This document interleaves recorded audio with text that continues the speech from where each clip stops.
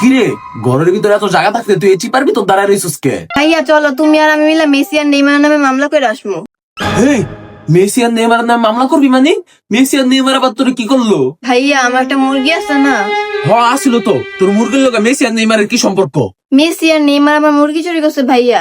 এই, তুই কি পাগল টাগল হয়ে গেছিস গা?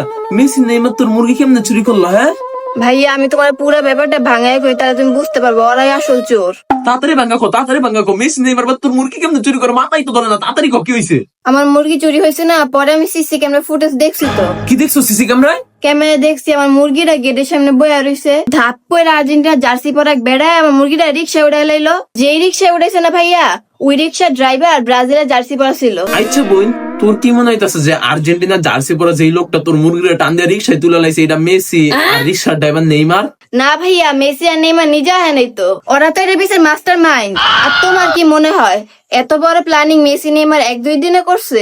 তাইলে কমপক্ষে 10 বছর আগে থেকে আমার এই মুরগি চুরি করার প্ল্যানিং করছে মেসি আর নেইমার মিল্লা।